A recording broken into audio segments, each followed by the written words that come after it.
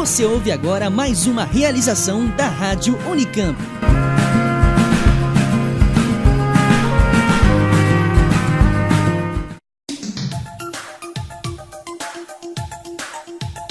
Está no ar Orelha de Livro, uma produção, editora da Unicamp. Está começando mais um episódio do Orelha de Livro, programa da rádio e podcast produzido pela editora da Unicamp em parceria com a Rádio Unicamp. Eu sou Marcelo Gaudio. E eu sou Beatriz Guimarães, e esta é a nossa terceira edição do programa. Se você ainda não ouviu os episódios anteriores, é possível baixar ou ouvir online pelo site bit.do/webradio, com R maiúsculo. Então você pode procurar o Orelha de Livro nas categorias que ficam à sua direita. Hoje nós vamos fazer um esquema um pouco diferente. Falaremos, é claro, sobre alguns livros, mas a nossa ideia é fazer uma discussão mais ampla sobre o tema importantíssimo e atual, mas vai ser sempre atual, que são as cotas étnico-raciais no ensino superior e as questões raciais da contemporaneidade. Como vocês já devem ter ouvido falar, a Unicamp aprovou agora, em novembro, a proposta de adoção de um sistema de cota étnico-racial que reserva 25% das vagas disponíveis para candidatos autodeclarados pretos e pardos, além de ser aprovado também a criação do vestibular indígena. E essa aprovação foi considerada histórica para a Unicamp e abre caminhos para a gente discutir mais profundamente as relações entre a raça, a etnia e a produção acadêmica e também a relação disso tudo com a sociedade de maneira geral. E para conversar com a gente hoje sobre esse tema, estamos aqui no estúdio com os professores Lucilene Reginaldo e Mário Medeiros, ambos do IFISH, Instituto de Filosofia e Ciências Humanas da Unicamp. A professora Lucilene é historiadora e atualmente leciona na área de estudos africanos. E o professor Mário Medeiros é sociólogo e atua principalmente com os temas pensamento social brasileiro, literatura e sociedade e intelectuais negros. Ambos tiveram participação ativa na construção da proposta de cotas étnico-raciais da Unicamp. Sejam muito bem-vindos, professores. Obrigado. Obrigada. Bem, para começar, a gente quer... Vamos já entrar numa questão bem ampla e complexa, que a gente quer entender melhor como se dá as relações entre a academia e as estruturas raciais na sociedade. A gente sabe que nas últimas décadas, a historiografia brasileira voltada às questões raciais passou por intensas transformações. Se a gente olhar para os estudos sobre escravidão, é possível observar que, no primeiro momento, os escravos não eram tratados como sujeitos de sua história. E aí, a partir dos anos 80, historiadores como Bob Slanes começam a trabalhar a cultura e o cotidiano dos escravos de forma mais cuidadosa, levando em conta as experiências das comunidades escravizadas. Essas ideias vão aparecer no livro Escravidão e Cultura Afro-Brasileira, Temas e Problemas em torno da obra de Robert Slanes, que foi organizado por Gladys Sabina Ribeiro, Sidney Chalub, Jones Freire e a Marta Campos Abreu. Foi lançado pela Unicamp em 2016. E a gente também tem um outro livro que vai embasar um pouco, vai dar para entender um pouco esse princípio dessa discussão, que é o Senzala Insurgente, do Ricardo Pirola, que foi um orientando do Bob Slanes, e esse livro foi lançado pela editora em 2012. Então, tendo em vista todas essas transformações recentes da produção acadêmica, de que maneira que as pesquisas em história e nas ciências sociais contribuem para que a sociedade enxergue o racismo e passe a desnaturalizar, em alguma medida, a exclusão das pessoas negras e indígenas? Bom, eu acho que a história das ciências sociais no Brasil, falando especificamente de sociologia e antropologia, ela é marcada pela uma história de investigação a respeito de africanos trazidos para o Brasil, escravizados, e, em particular, pelo tema da cidadania. Então, eu estou falando do final do século XIX, as primeiras faculdades que começam a lecionar ciências sociais, disciplinas de sociologia e antropologia em cursos de medicina e de direito, fundamentalmente, chamadas escolas do Recife, escola da Bahia, a escola de São Paulo. E a pergunta desses primeiros professores de ciências sociais são a respeito da população escravizada nessas cidades, Recife, Salvador, São Paulo. Então, eu estou me referindo a pessoas como Nina Rodrigues, como Silvio Romero, que têm trabalhos pioneiros e que vão, de alguma forma, se interessar pelo assunto. Isso implica em quê? Que a história da sociologia, da antropologia, dos objetos de pesquisa, digamos assim, ela é indissociável da produção de conhecimento de nível variado sobre a população escravizada no Brasil. perguntas sobre religião, sobre, de alguma maneira, de como que essas pessoas que foram trazidas no tráfico atlântico reinventaram a África por aqui, ou não, sobre a religiosidade, sobre os costumes, sobre a cultura. E, de maneira mais próxima, digamos assim, da virada do século XIX para o século XX, quando as ciências sociais se institucionalizam como cursos autônomos no âmbito das universidades, também, de novo, nós vamos ver o interesse pelo passado escravista, mas com mais ênfase pelo presente do século XX, as primeiras décadas do século XX, dos anos 20, 30, 40, um interesse crescente pela a visão do negro como cidadão. É claro que isso tem um problema de uma tese clássica da sociologia brasileira que diz respeito à passagem do escravizado ao cidadão, do escravo ao cidadão. Mas, de novo, a gente tem uma situação em que o negro, o sujeito negro, ele é objeto de pesquisa fundante. Eu estou me referindo a pessoas como Arthur Ramos, Gilberto Freire, ou mais próximos de nós aqui em São Paulo, a Escola Sociológica Paulista, Florestan Fernandes, Ottaviani, Fernando Henrique Cardoso. Quer dizer, não dá para, quando vocês perguntam sobre a relação de conhecimento, produção de conhecimento, sociedade e o mundo negro, digamos assim, que não diz respeito exclusivamente ao mundo escravizado, mas um mundo negro mais amplo, eu creio que seja muito difícil qualquer sujeito que observe a história da produção de conhecimento em ciências humanas, em sociologia, em antropologia, não observar a relação entre a produção de conhecimento e esse mundo negro.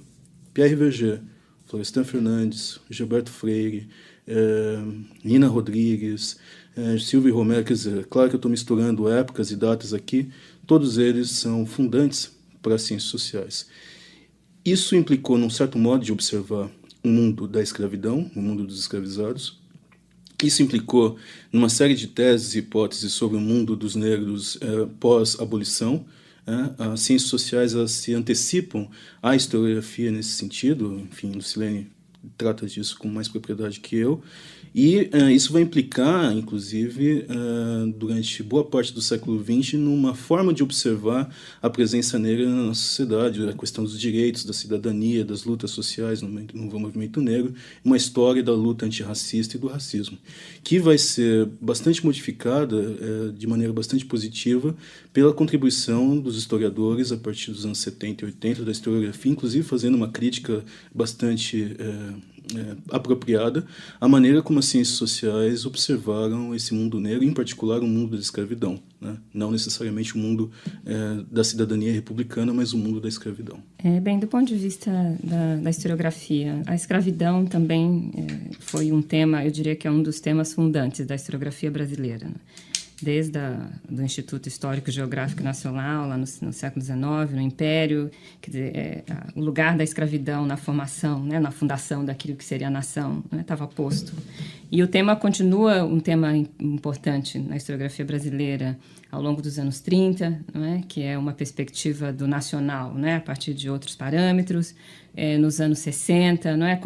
Nos grandes debates em torno do sistema colonial, né, do sistema da economia, então, que funda a nação, né? Como o Marcelo colocou inicialmente, a partir dos anos 80, que o tema entra, digamos que começa a fazer parte da preocupação dos historiadores a partir de outras questões, né? E a questão fundamental, evidentemente, é o lugar do escravizado, né? Eu diria que embora o tema fosse presente, então, desde o século XIX, passando pelos anos 30, né, nos anos 60, né, talvez com parênteses importantes nos anos 50, né, de uma historiografia onde estava envolvido, inclusive, alguns sociólogos, como Clóvis Moura, né, que é essa historiografia que vai estar atenta ao fenômeno dos quilombos, da revolta, da rebelião escrava. Né? Eu diria que ou seja, a grande mudança, de fato, né, quer dizer, além desse parênteses, né, considerando esse parênteses, a grande mudança, de fato, né, da historiografia brasileira em relação à escravidão acontece nos anos 80, quando o escravizado passa a ser a sua preocupação central e fundamental, e aí tem uma série de estudos importantes, né, dos quais o professor Robert Lanes não foi autor, mas também orientador de vários deles, não é? Que trazer à tona, então, um lugar do escravo nesse sistema escravista, nessa economia escravista, nessa política da escravidão, que é o seu lugar de agente, né? Ou seja, a agência escrava. Então, isso, sem dúvida, é algo muito importante a ser considerado. Mas eu acho que tem um outro aspecto também importante, não é? Do ponto de vista da historiografia, não é? Para essa contribuição sobre a história do racismo, sobre o racismo, né, na sociedade brasileira, que são os estudos que, tendo como contexto ou o período escravista, ou mesmo o pós-abolição, começaram a chamar a atenção para a história do racismo. Ou seja, o fato de que o reconhecimento, né, ou seja, essa suposta hierarquização da humanidade, né, pautado nesses referenciais raciais, que isso tinha uma história, né, ou seja, isso não é um dado de natureza. Né? E essa história, quer dizer, é uma história que tem um ambiente científico lá no final do século XVIII, né, que tem um ambiente político, né, no século, né, sobretudo no início do século XIX, que tem a ver com a conquista do continente africano, com a ocupação efetiva desse continente. Há todo um conjunto de trabalhos, né, talvez um dos livros mais conhecidos de uma historiadora, antropóloga brasileira, que é a Lilian Schwartz, né, que é o Espetáculo das Raças, que é mostrar o lugar que as teorias raciais começam a ocupar para os pensadores, para os historiadores e para os cientistas brasileiros em geral, né, no século XIX, o peso que ela começa a tomar. Mas a grande inflexão, eu acho que é um outro conjunto de trabalhos que começa a mostrar a vertente política da história do racismo. Né? Eu acho que... E qual é a vertente política da história do racismo? É justamente toda uma série um movimento de negação de direitos de cidadania a essas pessoas de cor. Já que a gente está falando de livros da Unicamp, eu queria lembrar o livro publicado, não me lembro o ano, mas da historiadora americana Rebecca Scott e do historiador francês Jean Hébrault. Em português, o título foi traduzido como Provas de Liberdade, Freedom Papers, o título original. E o livro da Rebecca Scott e do Jean Hébrault é um livro muito interessante. Na verdade, o personagem central do livro é a Rosalie e a sua família, que é uma mulher africana, nasceu na costa ocidental da África, escravizada, no Haiti. Ela vive no Haiti justamente no pós-revolução haitiana, então um período de muita turbulência. Ela migra para Cuba, parte da sua família depois migra para o sul dos Estados Unidos. Né? E através da história da Rosalie, o que a Rebecca e o Jean Hébrault vão mostrando é que nesse cenário do início do século XIX, você tem um movimento nas Américas, não é?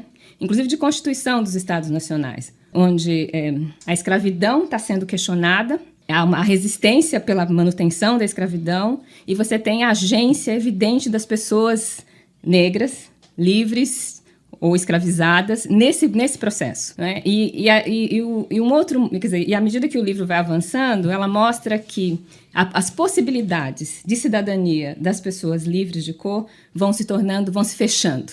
Né? E vão se fechando justamente à medida que o século XIX vai adiantando. Né? A história da família da Rosalie, no final das contas, quer dizer, termina, né, com eu não me lembro mais o grau de parentesco, mas uma descendente da Rosalie, já na Segunda Guerra Mundial, né, lutando na França contra os nazistas, que a família depois dos Estados Unidos, né, vai para Antuérpia, né, acaba se estabelecendo lá. Então, o que a história da família vai mostrando é que cada vez mais, né, a raça, a cor, começa a significar limitações à vida dessas pessoas. Inclusive a impossibilidade de viver e de ser proprietário no sul dos Estados Unidos, a impossibilidade, né, de educar, de colocar os seus filhos na escola, nesse cenário, as dificuldades de se viver numa Europa onde cada vez mais a cor começa a delimitar os espaços dessas pessoas. Quer dizer, então tem uma série de trabalhos, eu mencionei esse justamente porque é também um dos livros, né, do catálogo da editora da Unicamp, e que é realmente uma contribuição importantíssima, não é, para esse reconhecimento, né, de que o racismo tem uma história. Né, e eu acho que talvez essa a afirmação de que ele tem uma história e uma série de trabalhos que vem mostrando esses mecanismos, né, que vão constituindo o racismo, né, enquanto uma realidade que impõe limites absolutos à experiência das pessoas, é uma contribuição importante dos historiadores brasileiros, mas não só brasileiros, né, como eu acabei de mencionar. Pegando justamente nesse gancho, todas essas transformações das ciências sociais, né, essa evolução é uma palavra que eu não gosto, mas essa transformação nos estudos, qual que é a relação dessa produção acadêmica cada vez mais específica, mas ao mesmo tempo mais ampla sobre a questão racial, a questão da escravidão e os seus frutos, com o avanço desses movimentos pró-cotas étnico-raciais que a gente está vivendo nesses últimos anos e com o marco da Unicamp especificamente? Olha, eu acho que a gente precisa pensar essa pergunta em termos de um pouco mais alargados de processo histórico mesmo. A conquista das cotas étnico-raciais, o debate sobre cotas étnico-raciais, ela é uma conquista histórica dos movimentos sociais negros, dos movimentos negros, e é uma conquista de luta social de pelo menos um século, né? Levando em consideração o pós-abolição, levando em consideração os diferentes movimentos de associação, de debate, de organização política no mundo negro, vou colocar de uma maneira geral assim. Então, organizações negras que se juntam para, de alguma forma, construir espaços de solidariedade, ainda no final do século XIX, em torno de imprensa, né? Há um trabalho de uma colega nossa do Instituto de Filosofia e Ciências Humanas, que fez doutorado com o Sidney Chalub, que por sua vez foi orientando do Robert Lenz, Ana Flávia Magalhães Pinto, que tem um trabalho muito importante sobre a imprensa negra ainda no século XIX, em estados como São Paulo, Bahia, Pernambuco e no Rio Grande do Sul. O que a Ana Flávia nos lembra ali?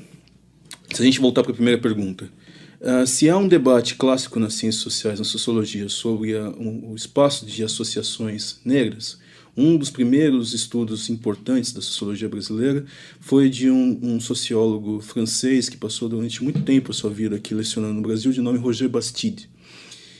Nos anos 40, Bastide, em São Paulo, fazia pesquisas sobre os espaços associativos negros. Isso envolvia o mundo da religiosidade, a Umbanda, o Candomblé, envolvia o mundo dos jornais, da imprensa negra e da literatura, e de organizações políticas negras. Só que Bastide ele havia discutido a imprensa negra paulista entre os anos de 1915 e 1950, o momento em que ele publica esse trabalho clássico, afirmando que desde a década de 10 em São Paulo, então, haviam produções em jornais, periódicos de negros para negros que, organizados em bairros, em espaços da cidade, também no interior da cidade de São Paulo, reivindicavam a sua cidadania. Reivindicavam a sua cidadania plena, que implica em direitos políticos, direitos sociais, direitos civis. E isso já era surpreendente nos anos 50 em se falar de uma imprensa negra ainda na década de 10 do século XX. Uma imprensa negra na década de 10 no século XX que não só falava sobre os espaços, os bairros negros de São Paulo, não apenas falava sobre a política brasileira, sobre o dia a dia dessa comunidade, mas também olhava para o mundo. Um dos primeiros jornais que Bastide estudou se chamava Menelik, né, em homenagem ao rei etíope Menelik II, que havia expulso italianos de uma tentativa de invasão na Etiópia, né, e é um jornal de 1915. Pois bem, ao longo do século, digamos, ao longo de muito tempo do século XX, os marcos temporais de Bastide se impuseram. Ana Flávia consegue demonstrar que, imediatamente após o golpe da República, já em 1889, em São Paulo havia imprensa negra, com fragmentos de jornais, com pedaços de jornais. Assim como havia imprensa negra no Rio Grande do Sul, assim como havia imprensa negra em Pernambuco, na Bahia, né? Então, desde o século XIX, e como havia uma imprensa negra reivindicativa do seu lugar na sociedade brasileira, da sua experiência política, da sua experiência social na sociedade brasileira. Então, digamos que, grosso modo, desde o século XIX, com grande ênfase ao longo do século XX, diferentes organizações, clubes negros, associações negras de mútuo apoio, de mútuo socorro, associações de ferroviários, associações de jornalistas negros, de trabalhadores, de funcionários públicos em diferentes espaços do Brasil, inclusive em lugares, muitas vezes, que nós suspeitamos em que haja menos ou poucos negros, ou um mito da não existência de negros, como é o caso do Rio Grande do Sul, se organizam para reivindicar um espaço, e esse espaço diz respeito, muitas vezes, no pós-abolição, ao seu lugar como sujeito de direitos, ou antes ainda dela. Basta lembrar que, em 1874, no interior do Rio Grande do Sul, é criado um dos clubes negros que ainda se encontra em atividade de maior longevidade, a Sociedade Floresta Aurora, de 1874, que é um clube, uma sociedade negra de mútuo apoio. Em 1874, 14 anos antes, portanto, da escravidão. O Estado de São Paulo possui em atividade o terceiro clube negro mais longevo, que está aqui próximo de nós, em Jundiaí, a Sociedade Beneficente Recreativa 28 de Setembro. Se forem pegos os estatutos ou mapeados os debates dessas associações, estão lá reivindicações com respeito à educação, o acesso à educação, reivindicações com respeito ao lugar na política, com respeito à luta contra a discriminação e as variadas formas que a discriminação vai assumindo ao longo do tempo. No século XX, uma das grandes associações negras, políticas, não apenas da política partidária, mas política cultural, de política de reivindicações, que existiram foi ainda nos anos 30, a Frente Negra Brasileira, que teve uma duração curta, entre 1931 e 1937, mas o Estatuto da Frente Negra Brasileira, entre outras coisas, reivindica uma história alternativa com relação à representação do negro na história brasileira, que não seja apenas a história do escravizado sofredor de maus tratos, uma relação mais íntima com relação à memória africana, e reivindica um espaço na educação, um espaço, um acesso às cadeiras de ensino em nível, para nós hoje, secundário ou superior. E isso é a tônica. Quer dizer, movimentos negros ao longo do século XX reivindicam esse tipo de espaço, chegando até uma discussão mais apurada após os anos 60, digamos assim, e muito embasado, muito interligado com a luta dos direitos civis nos Estados Unidos, muito embasado e interligado com esse acúmulo anterior de sociedades de mútuo apoio, de mútuo socorro, de solidariedade negra que existiam no Brasil, muito interessada também nos debates da universidade, né? Nos anos 50, voltando para a história das ciências sociais, é um marco na nossa sociologia e antropologia brasileira a pesquisa UNESCO de relações raciais, né, que vai mapear em cidades como São Paulo, Rio de Janeiro, Salvador e Pernambuco, digamos que um termômetro no que diga respeito à existência de racismo e discriminação, preconceito racial, né, e isso é importante para que, por exemplo, em São Paulo, sociólogos como Florestan Fernandes, Ottaviani produzam, Fernando Henrique Cardoso, Virgínia Leone Bicudo, produzam relatórios, diagnósticos, documentos a quente sobre a situação racial de São Paulo, com os interlocutores que eram membros da Frente Negra Brasileira, que eram membros dos antigos jornais negros, que eram membros de sociedades políticas negras dos anos 50, 40 e 50, e produzam diagnósticos com relação às reivindicações desse grupo, né? A discussão sobre as cotas, sobre as ações afirmativas, elas são tributárias de um cenário exterior ao nosso, em termos de formulação política, né? Que é estadunidense, mas ela não é estranha ao nosso meio, ao meio brasileiro, em função das lutas sociais do grupo negro e das suas reivindicações. Os movimentos negros, a partir dos anos 70, colocam em pauta, com grande ênfase, uma revisão da memória acerca do negro no nosso cotidiano, e não apenas na nossa historiografia. Então, revisitar o tema dos quilombos. Está lá o grupo carioca com a Beatriz Nascimento, que é uma historiadora muito importante na história, na organização de um debate acerca da memória quilombola, da memória dos quilombos no Brasil. Está lá o grupo do Rio Grande do Sul, o grupo Palmares, que foi capitaneado por um poeta de nome Oliveira Silveira, que foi responsável por pautar a discussão sobre o 20 de novembro de 1695, como uma data alternativa ao 13 de maio de 1888. Né? Parte desses ativistas vão compor a discussão sobre a criação de um movimento negro unificado contra a discriminação racial, o MNU, a partir de 78, e vão colocar na sua agenda, grosso modo, também um debate sobre as ações afirmativas, sobre direitos que foram negados pelo Estado republicano, não apenas pelo Estado republicano, mas pela experiência republicana de cidadania, e que deveriam levar em consideração a experiência discriminatória, a experiência do racismo, a experiência de desvantagens políticas e sociais pelo qual o grupo negro passou ao longo do século XX. Então, é um debate de longa duração, com acúmulos variados e que culminam a partir dos anos 90 e com grande ênfase a partir dos anos 2000 no debate das ações afirmativas no serviço público, no ensino superior, público em particular, o debate que é mais conhecido como as cotas étnico-raciais no ensino superior. Bom, então eu gostaria de recuperar da fala do Mário a questão da luta pelos direitos civis e pelos direitos políticos, né? E me lembro assim, muito particularmente do trabalho da professora Keila Greenberg, né, da Unirio. Salvo engano, é a tese de doutorado dela, depois publicada, que é um livro que é a história do Conselheiro Rebouças. Né? O Conselheiro Rebouças é pai do abolicionista conhecido por todos, que é o André Rebouças, e baiano, mulato, deputado na Assembleia Constituinte de 1823.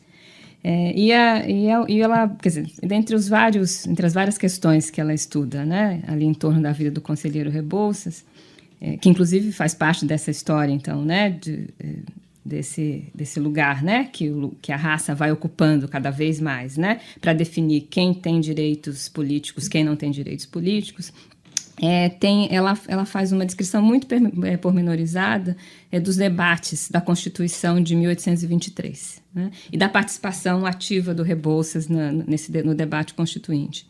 E ela chama a atenção o seguinte, que o Rebouças, como homem, né, de origem, um homem de cor, um mulato, né, um homem negro, e descendente, né, de escravizados, portanto, tinha digamos que um interesse, né, muito evidente, né, em fazer com que a cor do indivíduo não fosse alguma coisa definitivo, né, para o reconhecimento dos direitos políticos, né? E o que a Keila vai mostrando, né, ao longo, né, dessa análise, né, sobre a participação do Rebouças na Constituição de 23, é que argumentos como do Rebouças são argumentos que vão perdendo, né, até que, no final das contas, na Constituição de 23, os libertos têm direitos civis, mas não têm direitos políticos. Então, para ela, isso, na verdade, resulta justamente desse lugar que vai ocupando, então, né, a cor das pessoas, né, na definição de direitos. E isso é muito interessante, e na verdade era isso que eu queria chegar um pouco, né, nesse lugar da exclusão do direito, né, que vai avançando aí do século XIX, né, e chega logo nas primeiras décadas do século XX, né, a avançar de maneira muito mais violenta, inclusive sobre a exclusão das populações de cor, das populações negras, dos espaços escolares, né? Porque se a gente for pegar, e aí sim, particularmente a história do Conselheiro Rebouças e dos seus filhos, são indivíduos todos muito escolarizados, quer dizer, estudaram na Europa, o André e o irmão, engenheiro, etc. e tal. E lembrei também agora do trabalho da Ana Flávia, né, mas aí, na verdade, já a tese de doutorado da Ana Flávia, que mostra um cenário muito interessante. Ela está preocupada com umas redes de intelectuais negros aí, né, na segunda metade do século XIX, mas quando a gente lê o trabalho dela, a gente começa já a perceber que figuras como Rebouças e os filhos do Rebouças eram pessoas que estavam presentes na Faculdade de Medicina da Bahia, na Faculdade de Direito do Largo São Francisco, de alguma forma eram deputados constituintes, né? Ou seja, havia todo um cenário, né, em que esses intelectuais, eles sabiam exatamente, né, o quanto a cor estava pesando sobre eles, né, e estavam politicamente atuando. Isso faz com que a gente chegue à consideração, por exemplo, que acho que isso não tem muito problema, embora eu não tenha dados quantitativos, mas pelo menos o que os estudos têm mostrado, é que certamente nós tínhamos mais negros nas universidades no final do século XIX, médicos, talvez na faculdade de medicina, talvez na faculdade de direito, né, talvez ocupando cargos políticos no final do século XIX do que a gente vai ter nas primeiras décadas do século XX. Né? Ou seja, é a prova de que o racismo foi um fenômeno muito violento. Então, esses movimentos que o Mário chamou a atenção aqui, não é? Sobretudo esses movimentos dos primeiros anos do século XX, das associações negras, tal, elas, na verdade, estão denunciando um racismo violentíssimo sobre eles, ou seja, uma limitação absoluta sobre os lugares que eles deveriam ocupar. Ainda falando de livros, tem um trabalho de um historiador, um outro historiador americano chamado Jerry Davila. Ele fez uma pesquisa e publicou um livro chamado Diploma de Brancura. Né? Nesse livro ele analisa um fenômeno que é o desaparecimento.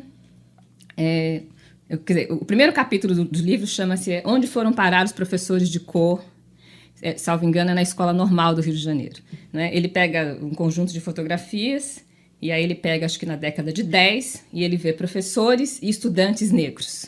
Quando ele pega a década de 30, ele não vê mais nem professores e nem estudantes negros. Então ele começa o primeiro capítulo dele tentando dizer onde é que essas pessoas foram parar.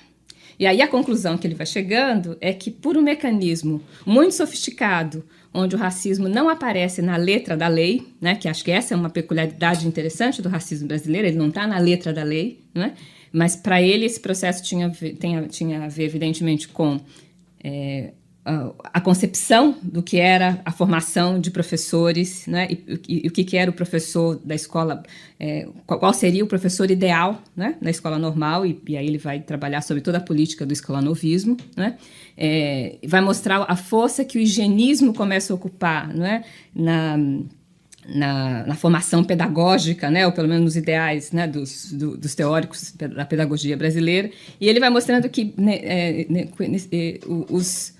os negros deixam de ser, eles não correspondem mais, né, ao tipo ideal do professor. Então aí eles começam a desaparecer desses espaços escolares. Né? Eu acho que assim, mostrar a historicidade desse movimento, esse movimento, acho que foi isso que o Mário chamou a atenção. Ele foi percebido pelos contemporâneos. Né? A imprensa negra ela tem abundante, incrível número de matérias em que eles mostram, olha só como as coisas acontecem. Né? Eu me lembrei até agora de relatos assim, de familiares. Né? Eu me lembro que a minha família é do ABC paulista, e uma parte da família foi para São Paulo nos anos 30, uma parte nos anos 50. Então era muito comum, assim, eu ouvi isso várias vezes, né, das pessoas afirmarem que você, quando ia buscar emprego lá nos anos 40, né, numa determinada empresa, e se você fosse negro, você sabia que não adiantava você chegar mais cedo, porque você seria contratado por último. Ou seja, né, existia uma série de questões, existia, na verdade, uma hierarquia que estava suposta, inclusive na contratação dessas empresas. Então, eu acho que é isso. E aí, voltando, eu acho que ao lugar das cotas nessa história toda. Não é? As cotas, elas, na verdade, é isso eu concordo plenamente com o Mário.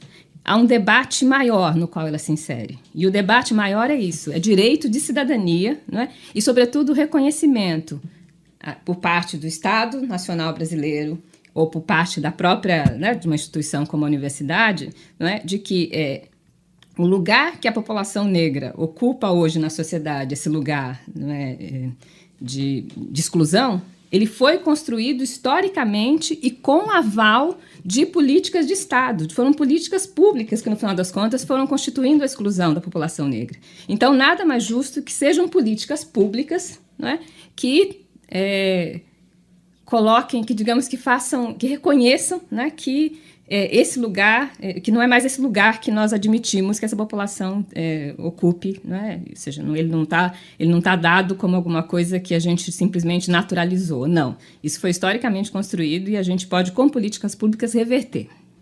Acho que tem uma parte que pode cortar, que eu me embaralhei, mas tudo bem.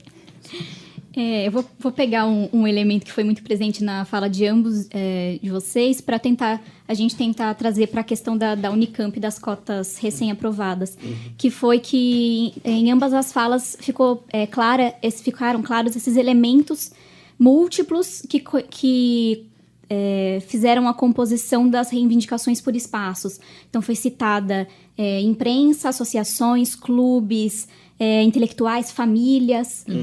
Pensando na construção da proposta das cotas recém-aprovadas pela Unicamp, também dá para dizer que foram várias forças unificadas de alunos, professores, comunidade externa, coletivos da Unicamp. Como é que foi essa construção e se pensando esses vários elementos?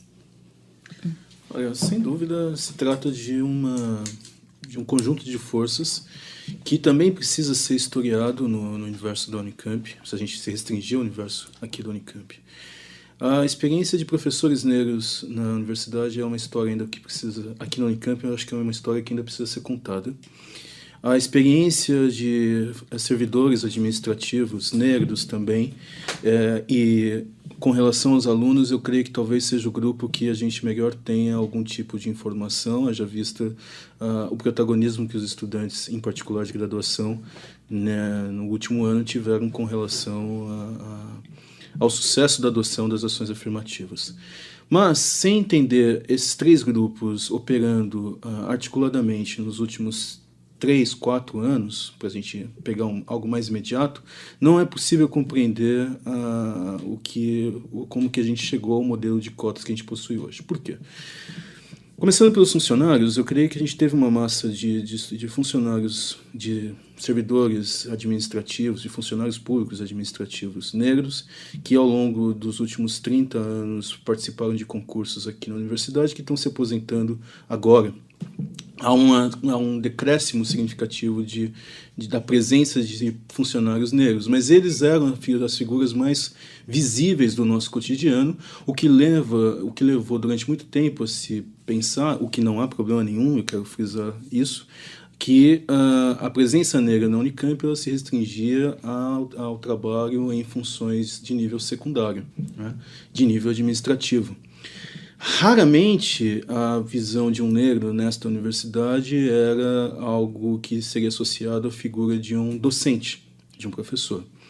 E no que diz respeito aos alunos, aos estudantes, vou me restringir ao período que eu passei aqui na universidade. Eu me tornei aluno da Unicamp na graduação em Ciências Sociais no ano de 2000. Então, desde o final de 1999 para cá, eu conheço a Unicamp ou partes dela.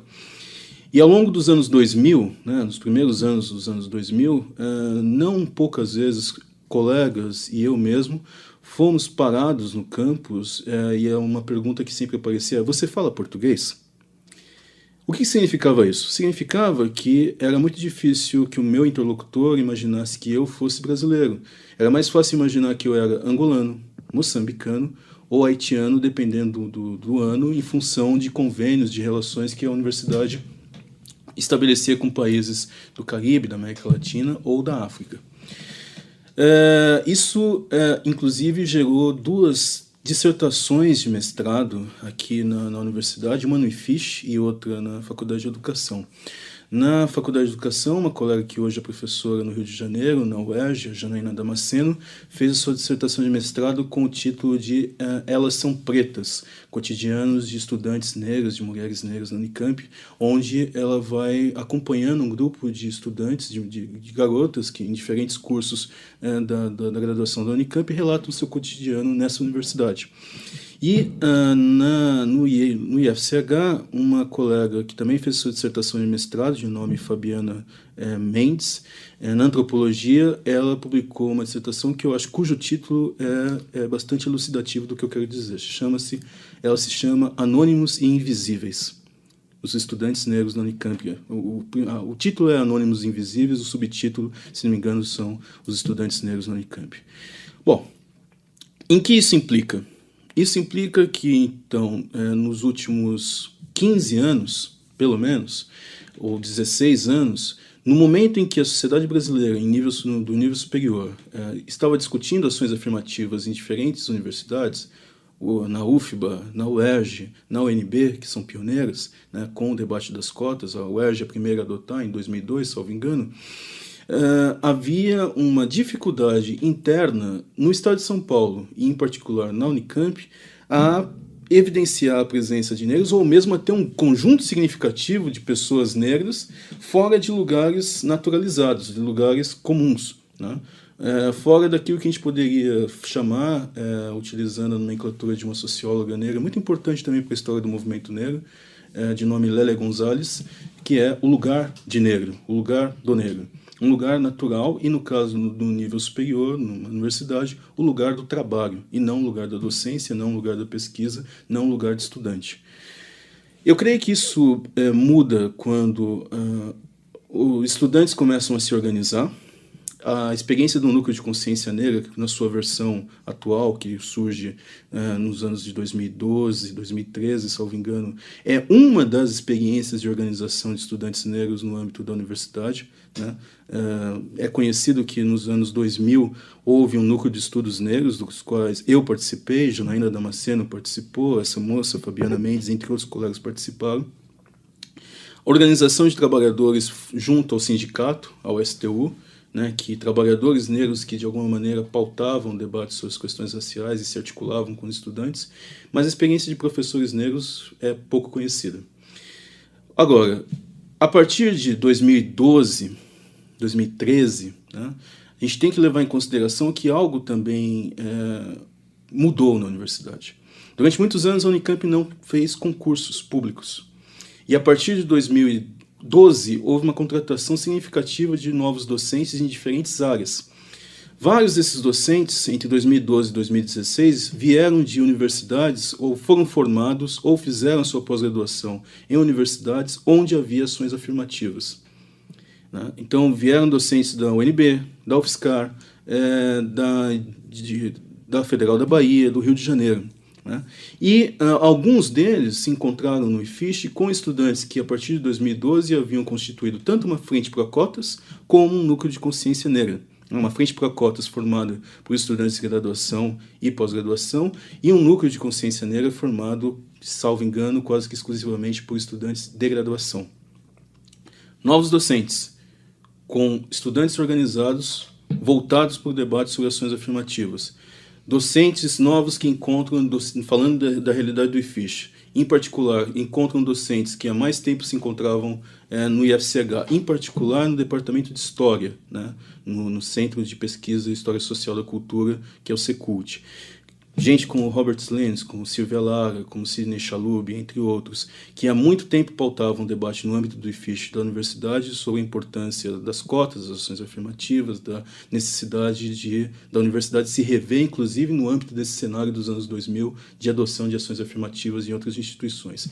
Isso foi essa aliança de força, digamos assim, antigos docentes, novos docentes recém-contratados, estudantes organizados, que pautou o nosso debate internamente no IFISH, levando aqui em 2015 5 programas de pós-graduação adotassem ações afirmativas na sociologia, antropologia, ciência política, história e o doutorado em ciências sociais. Estou falando no IFISH. Né? 5 programas. Imediatamente, de 2015 para 2016, esse debate se espraiou para outras unidades. Lucilene e eu cansamos de participar de reuniões, discussões com colegas de educação, da letras, da faculdade de arquitetura e outras unidades da Unicamp. O segundo programa de pós-graduação a adotar cotas foi o da faculdade de educação, salvo engano, na sequência do IFISH. De 2015 para 2016, com uma greve né, estudantil, em que a parte mais concreta da pauta da greve basicamente foi a adoção de cotas e a melhoria das condições de permanência estudantil, né, as melhorias com relação à moradia da Unicamp, a compra de um terreno para a expansão da moradia da Unicamp, né, de novo estavam lá protagonistas semelhantes que haviam participado da adoção das cotas na pós-graduação do IFISH, mas agora articulados em torno de uma pauta para a graduação, em que a parte mais concreta dessa pauta da greve dos estudantes de graduação dizia respeito exclusivamente às cotas e às condições de permanência. E isso espraia o debate ao longo de 2016, com as audiências públicas, com o ouvir a sociedade e, de alguma maneira, tentar tirar o descompasso em que a Unicamp se encontrava com relação a outras instituições. Eu só gostaria de lembrar, acho que tratando dessa congregação, né, de sujeitos e de esforços, dois eventos dos quais eu participei da organização e que a mim me pareceram muito importantes, não é? Porque de alguma forma eles deram visibilidade, né, a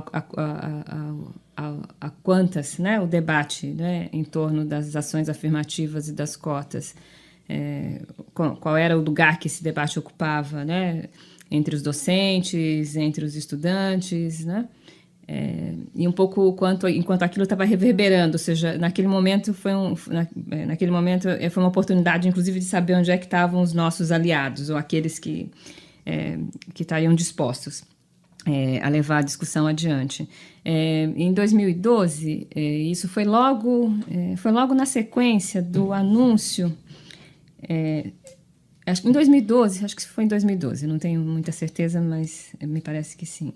O governo do Estado chegou à Unicamp um projeto do governo do Estado de São Paulo que era denominado PIMESP, que era o Programa de Inclusão com Mérito do Estado de São Paulo. Estado de São Paulo, exatamente. Esse era um projeto que parece que o governo do Estado de São Paulo pretendia levar para as suas universidades e implantar, e era uma espécie de resposta do Estado paulista, não é, a todo o debate nacional, não é, e a toda, na verdade, as políticas nacionais de cotas, não é. Era um programa que não me lembro os detalhes, mas cujo teor, de forma geral, era terrível, não é? Porque o próprio título, né, da inclusão com mérito propunha, por exemplo, né, a possibilidade de acesso às universidades públicas, né? No caso das pessoas, dos pretos e pardos, né? E indígenas não me lembro, acho que nem comenta, mas pobres, através de cursos à distância, né? ou de sistemas preparatórios, né? que depois pudessem fazer com que essas pessoas pudessem, de fato, acessar a universidade num segundo momento. Bom, enfim, esse projeto, quando chegou aqui na Unicamp, eu me lembro de uma reunião de departamento que nós tivemos notícia de que o projeto estava em discussão, né? Imediatamente, duas professoras da USP, a Maria Helena Machado e a Lilian Schwartz, se manifestaram publicamente contra aquele documento, que parece que já estava nas reitorias, ou seja, não ia ter discussão nas bases, ele já estava, a proposta é que ele chegasse por cima, né? Naquela ocasião, o nosso, no departamento, no IFISH, no Instituto de Ciências Humanas, o John Monteiro havia assumido a direção, e o John Monteiro, que além de ter sido, né, um importante historiador e estudioso da história dos índios no Brasil, era também um ativista da causa, né? Também viu aquele documento, levou a discussão para os departamentos do IFISH, ou seja, aquilo, na verdade, acabou causando uma mobilização muito grande, inclusive pelo teor reacionário do documento, na perspectiva do que seria uma inclusão das populações pretas, pardas e indígenas nas universidades públicas paulistas. Provocado por esse documento, nós no IFISH propusemos a organização de um fórum, que a gente denominou Fórum de Inclusão, acho que foi Inclusão e Diversidade, né? E a proposta daquele fórum foi fazer aquilo que parecia o óbvio para a gente naquele momento. Era o quanto o debate do Estado de São Paulo em geral, naquele momento, e na Unicamp em particular, parecia desconhecer ou até propositalmente, todo o debate acumulado no Brasil todo, né, em relação às sessões afirmativas, em relação às cotas, em relação a políticas de implementação, em relação às avaliações desse sistema, né. Foi um seminário muito interessante. Nós conseguimos trazer naquela ocasião a então ministra, né, da CEPIR, Luísa Bairros, e ativistas indígenas do Rio Grande do Sul, do Mato Grosso, né, ativistas e estudiosos do movimento negro e das cotas do Brasil. Por exemplo, o professor Jocélio Teles, que foi uma pessoa que durante muito tempo coordenou um programa chamado A Cor da Bahia, que foi, digamos que, o programa que produziu dados, né, para a discussão das cotas na Universidade Federal da Bahia, lá no início, né, dos anos 2000. E bom, no ano seguinte, em 2014, então 2013 foi o primeiro fórum, em 2014 foi o segundo fórum, né? O segundo fórum também reuniu, a ideia era também, que se no primeiro fórum a gente trouxe o debate nacional, no segundo fórum nós trouxemos o debate no estado de São Paulo, né? Ou seja, inclusive reconhecendo que a Universidade Federal de São Carlos, nossa vizinha, né? A Unifesp, né? A Unesp, todas elas eram universidades que já tinham, né, cotas, né, que tinham programas estabelecidos, que, portanto, a gente não precisava começar do zero. A gente a gente tinha a obrigação de partir do reconhecimento de todas essas experiências que estavam aqui no nosso entorno. Duas coisas que eu avalio, né, desses dois eventos, né? Até porque esses eventos ocorreram em paralelo, né, e aquilo que o Mário estava chamando a atenção aqui, né? A criação da Frente Pro Cotas, né? O fortalecimento do grupo de consciência negra da Unicamp, né? Estudantes da Frente e do Núcleo participaram desses eventos, professores, né, do IEL, da educação, do IFISH, né, da economia, ou participaram diretamente do evento, ou foram assistir o evento, né?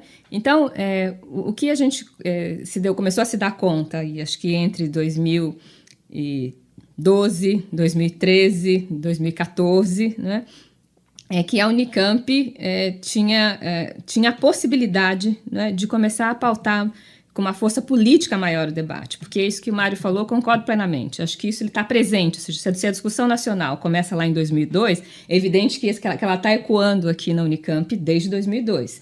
Eu acho que o que a gente não tinha, e talvez entendo e concordo plenamente, eu acho que essa quase ausência, não é, de estudantes negros, se for pensar em alguns cursos da Unicamp, de fato é ausência mesmo, né? Para alguns a gente pode falar que é minoria, mas para alguns cursos a gente pode falar de ausência, né? Em relação aos professores negros, né? Eu acho que da mesma forma, acho que a diminuição do contingente de funcionários negros, é evidente que eu acho que isso dificultou, eu acho que dificultou e muito, né? Para que, como disse a nossa colega Silvia Lara, né? Na aprovação das cotas agora em março pelo Consul, né? Ela me ligou e falou assim, finalmente a Unicamp chegou em 2002. Né? Ou seja, bastante atrasado. Em 2017 nós chegamos em 2002. Né? Então, eu acho que a dificuldade de chegar ou seja, o que explica a gente ter chegado em 2002, em 2017, né? Eu acho que tem a ver realmente com esse espaço, não é? Eu diria bastante fechado da Unicamp, não é? E bastante onde a presença da população negra de fato foi muito singela, não é? Até bem pouco tempo, e acho que sobretudo no que diz respeito aos discentes, no que diz respeito à presença de docentes. Deu para perceber assim, de uns tempos para cá, que eu estou aqui desde 2003 também, há certos avanços, e essa política de cotas que foi aprovada vai possibilitar avanços maiores, espero, nessa inclusão étnico-racial, tanto pegando justamente esses pontos, não só dos alunos, mas também funcionários, docentes, toda a população da Unicamp, ter uma diversidade maior na população da Unicamp.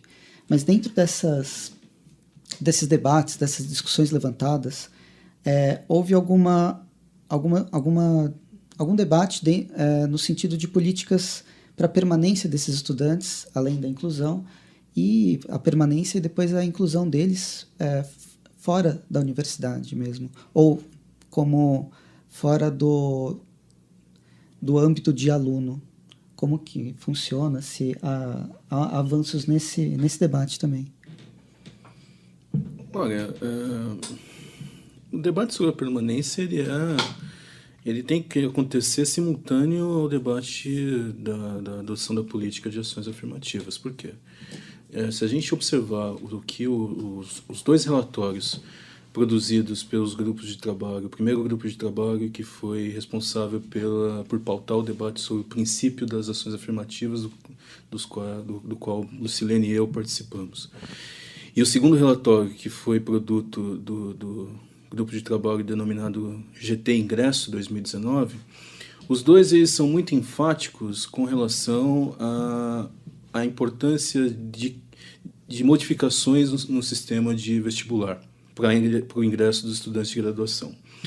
Algo que seria bom mencionar, né, e que, de certa maneira, vai de encontro às críticas com relação às adoções, à ação de adotar cotas. Os estudantes cotistas eles não ferem em absolutamente nada a questão do mérito. O valor pelo qual a universidade se pauta. Por quê? Porque os estudantes cotistas farão vestibular.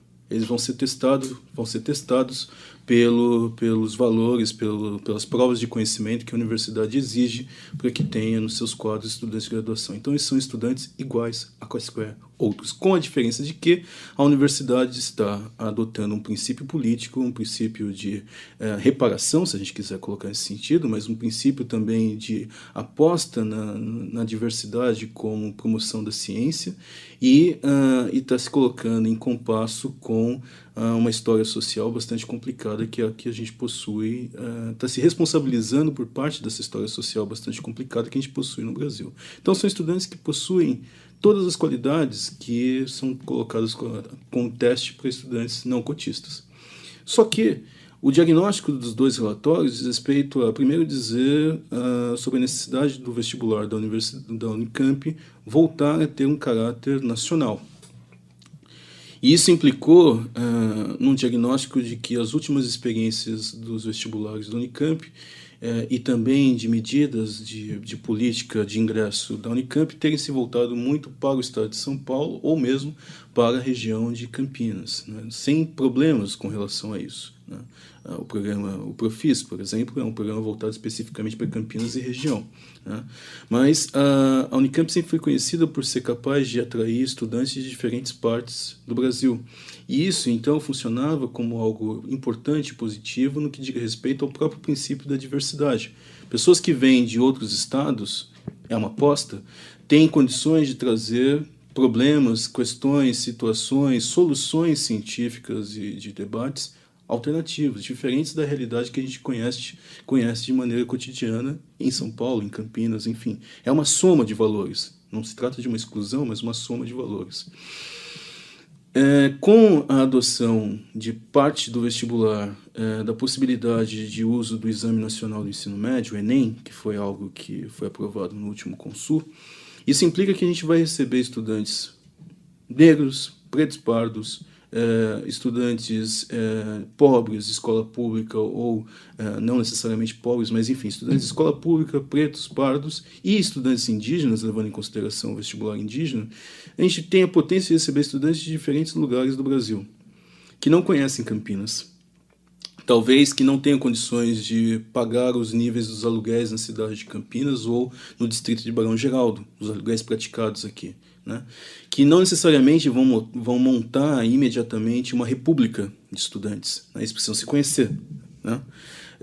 Ou seja, nós temos um problema muito sério para enfrentar, uma questão muito séria para enfrentar, que é dar as condições de permanência mínimas para que esses estudantes se adaptem à cidade, à universidade e tenham condições de se manter nos cursos de graduação. É por isso que eu dizia lá atrás que a pauta mais concreta da última movimentação estudantil ela tinha dois eixos, cotas e permanência. Durante todos os debates dos GTs, o princípio das cotas, as modificações no vestibular estavam todo o tempo atreladas às situações de permanência. E a permanência ela diz respeito à moradia, ela diz respeito às bolsas de assistência social e as bolsas de pesquisa. São estudantes que precisam comer, estudantes que vão precisar frequentar as bibliotecas, acompanhar os cursos, né? Estudantes que vão almejar, aspirar, ser pesquisadores, né? E, infelizmente, a universidade ela não está fora do mundo, ela não está fora da sociedade brasileira. A sociedade brasileira é uma sociedade que discrimina, é uma sociedade que pratica o racismo. Não há dúvida alguma que talvez a gente tenha situações de discriminação dentro da universidade. Então, a política de permanência também ela tem um componente que é o combate à discriminação. Ter políticas institucionais da universidade que, em casos de denúncia, em situações de denúncia de racismo e discriminação, seja imediatamente combatido para que os direitos dessas pessoas sejam respeitados. Então, é um desafio iminente que as cotas colocam, um bom desafio, um excelente desafio, porque vai nos levar a nos repensar em diferentes níveis, né, sobre o que a gente tem pensado sobre ciência, sobre o que a gente tem pensado sobre universidade, a maneira como nós interagimos no cotidiano e também as possibilidades, as potências que essas pessoas, eu espero, eu aposto, eu acredito, acho que os verbos são, a sequência é essa, vão trazer para o nosso cotidiano. Só que isso implica em políticas de permanência. Eu não teria muito a acrescentar, a não ser lembrar que isso acho que é importante, né? Embora há uma série de especificidades importantes, né, da política que a Unicamp está implantando, do seu modelo, etc., é uma experiência nacional desde 2002. Né? Então, nós podemos, talvez diferente das universidades, né? Uma universidade como a UERJ, que foi pioneira em 2002 e fez pela primeira vez, não é? Ou uma universidade que que implantou cotas em 2004, não é? Hoje a Unicamp pode contar, na verdade, com um acúmulo de conhecimentos que foram transformados em artigos, em teses, em livros, em relatórios, em mapas, não é? Que dão conta, na verdade, do conjunto dessas experiências, tanto no âmbito do ingresso, né, quanto no âmbito da permanência e até no âmbito da avaliação dos processos, né? Então, eu também acredito e tenho, né, que é muito importante, né, ou seja, que reconhecer todas essas experiências acumuladas e saber que, de fato, a permanência é central nesse projeto, né? Ou seja, sem uma política de permanência, esse projeto não existe, né? Mas isso não é algo que a gente está descobrindo, isso é algo que todas as universidades que implantaram cotas, né? E algumas delas que a gente visivelmente pode perceber que tiveram a sua cara transformada, né? Eu não sei, aquelas pessoas que tiveram... outro dia eu ouvi uma professora contando a experiência, o impacto dela. Ela foi aluna da UERJ e saiu da UERJ nos anos 2000. Ficou muito tempo afastada e ela disse que quando volta para a UERJ hoje, ela fala, a UERJ tem uma outra cara. Ela falou, é impressionante como a UERJ tem uma outra cara, como ela é muito mais representativa, né, daquilo que é a população do Rio de Janeiro, né, em termos da aparência das pessoas, em termos das origens étnicas e raciais, etc. Então, eu acho que essas universidades que conseguiram, né, criar esses programas, né, e gerir esses programas ao longo do tempo, tem muitas experiências importantes também do ponto de vista da permanência, assim, ou seja, assim como os projetos em geral informaram os debates que nós fizemos aqui sobre o modelo, né, de acesso, de ingresso da Unicamp, eu acho que a gente tem uma série de experiências acumuladas que vão nos permitir também produzir talvez uma política de permanência, não é? Que dê conta, na verdade, né, do volume das demandas, né, que nós vamos receber, com certeza. Bom, professores, então, pensando a curto e longo prazo, que tipo de efeito a implementação das cotas étnico-raciais nas universidades, no ensino superior, e pensando também no caso da Unicamp, já que a gente tem falado bastante disso, de que tipo de efeito isso pode ter na sociedade de maneira geral e na produção do conhecimento? Bem, o efeito na sociedade em geral, eu acho que a nossa expectativa, a nossa esperança talvez num primeiro momento a gente deixar de ouvir uma frase que eu ouvia com muita frequência quando eu me mudei aqui para Barão Geraldo, né? Que quando você saía fora dos muros de Barão Geraldo, né? E aí e você fazia uma menção, né? Uma pessoa que mora no Ouro Verde, né? Ou que mora, né, no bairro João Paulo, não me lembro. Bom, quando você falava da Unicamp, as pessoas entendiam que a Unicamp era o hospital. Ou seja, a única referência, né, da Unicamp para a população de Campinas em geral é de que aqui é um hospital. Que, na verdade, era o único espaço da Unicamp aberto à população de Campinas, né? Conhecido, aberto e acessível à população de Campinas.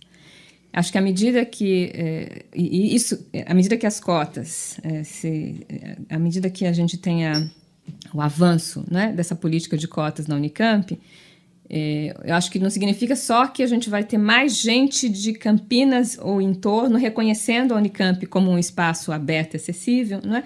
Mas as pessoas vão conseguir reconhecer dentro da Unicamp, né, as suas próprias caras, né? Que é uma coisa também que era muito difícil, né, das pessoas reconhecerem até bem pouco tempo, né? Então acho que eu acho que é isso que um pouco que está dentro desse discurso mais geral de uma universidade socialmente referenciada, né? Ou seja, ela é reconhecida, né, pela população não acadêmica e não universitária como um espaço que é acessível a ela, né? Do ponto de vista da produção do conhecimento, eu também não tenho dúvida de que, e de acordo, né, com o Mário, experiências novas, outros pontos de vista, né, elas agregam, sim, ao conhecimento, ou seja, agregam a produção do conhecimento, né? Agregam novos pontos de vista, né?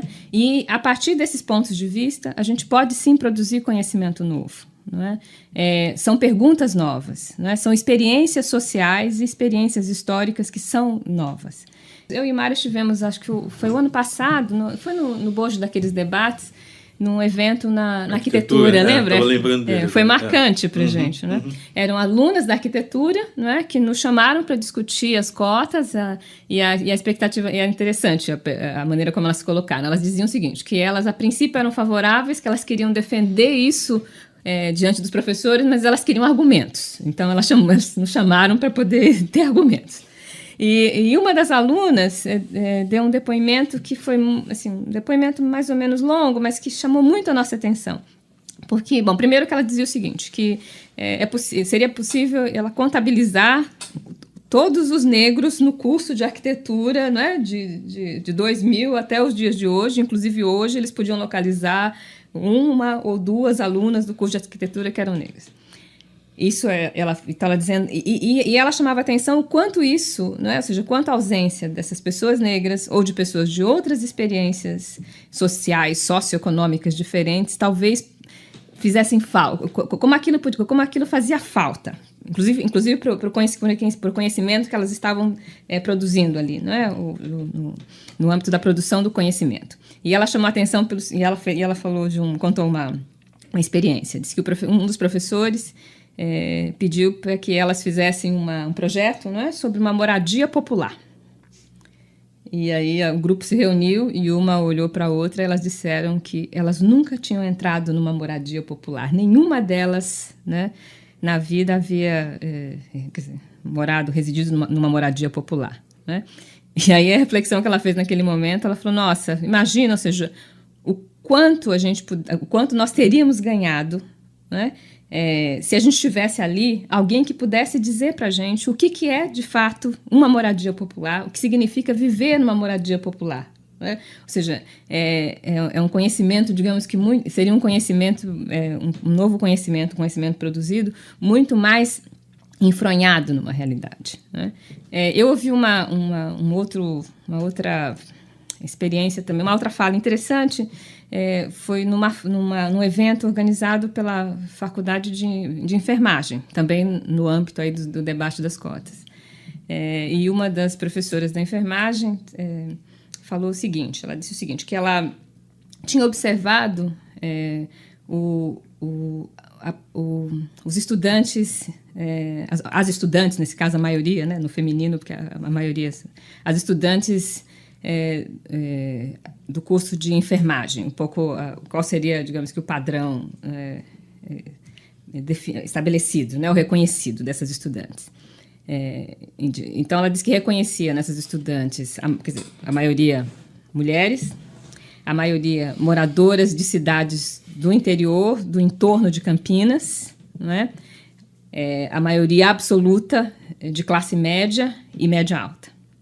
E aí, mais uma vez, a reflexão que ela fez, ela falou assim, quando eu comecei a observar aquilo, eu olhei e falei, gente, que tipo de universidade a gente está criando? Se a gente coloca no mesmo espaço, né, pessoas que são iguais, que têm experiências semelhantes, que pensam da mesma forma e que vão olhar o mundo sempre do mesmo ponto de vista, sempre do mesmo jeito, fazendo sempre as mesmas perguntas, que são as perguntas informadas, né, pelo lugar em que elas ocupam. E aí essa professora disse, ela assim, bom, quando eu comecei a pensar nisso, ela falou, não, de fato, né, alguma coisa, ou seja, nós temos que fazer alguma coisa. Ela falou, porque isso não é a universidade, né? A universidade não é esse espaço da reprodução do mesmo, né? Então, eu dizendo isso, eu tenho muita esperança, né, de que a presença de outros e novos sujeitos dentro da Unicamp, de fato, vai contribuir muito com a produção do conhecimento da Unicamp.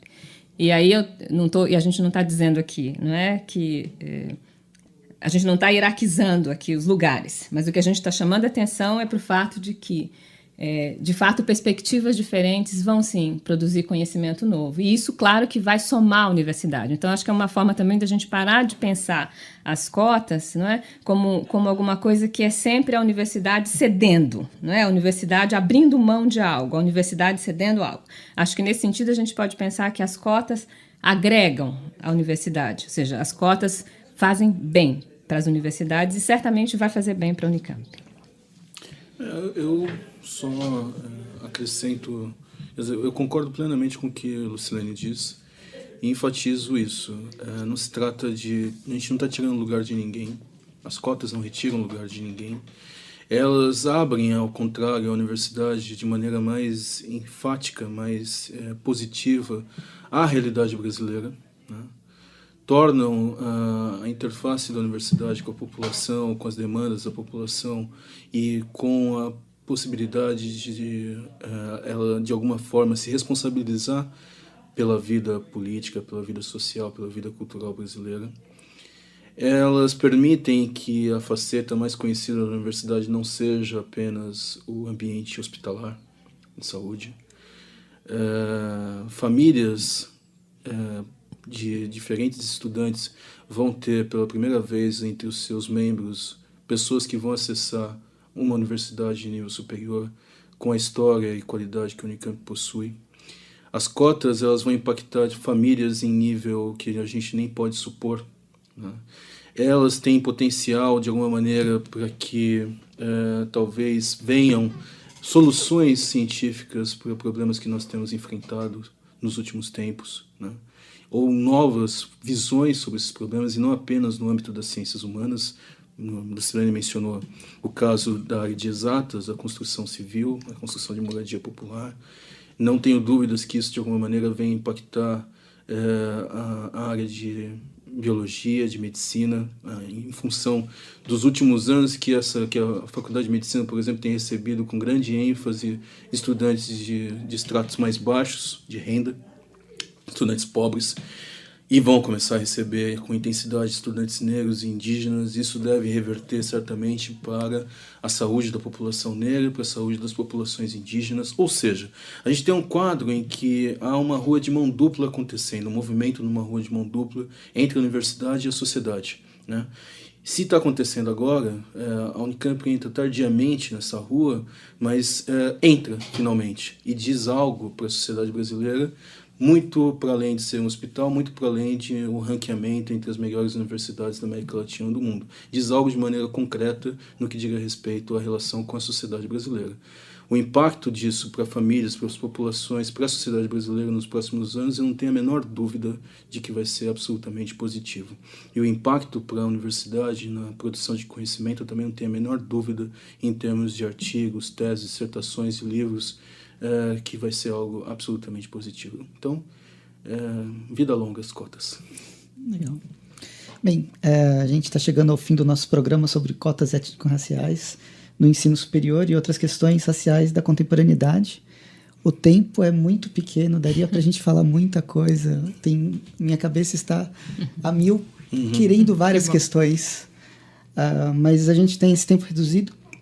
Eu queria, se vocês se interessarem pelo assunto que a gente abordou hoje, eu recomendo alguns livros que a gente já tinha falado no início: Escravidão e Cultura Afro-Brasileira e Senzala Insurgente. Eles estão à venda no livro no site da editora da Unicamp e nas lojas físicas da editora da Unicamp também, que ficam tanto no Instituto de Linguagem, que é o IEL, quanto na Biblioteca Central, ambos no campus em Campinas. Aproveitamos para anunciar também que no próximo ano a editora da Unicamp lança o livro Termos de Inclusão Intelectuais Negros Brasileiros no Século XX, de Paulina Alberto, que vai contribuir também para a gente entender a importante presença dos intelectuais negros na produção e na disseminação do conhecimento e também na própria militância. O Orelha de Livro fica por aqui. Queremos agradecer muito a participação dos professores Lucilene Reginaldo e Mário Medeiros. Muito obrigada, professores. Obrigado pelo convite. Obrigada também pelo convite, pela oportunidade. E esse foi mais um Orelha de Livro, programa mensal produzido pela editora da Unicamp, em parceria com a Rádio Unicamp, com a apresentação minha, Marcelo Gáudio, da Beatriz Guimarães, e com trabalhos técnicos de Ed Paulo Souza. Muito obrigado e até o próximo programa. Até a próxima. Termina agora Orelha de Livro, uma produção editora da Unicamp. Continue com nossa programação.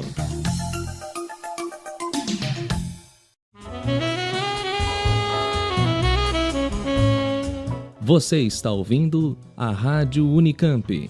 Música e informação de qualidade.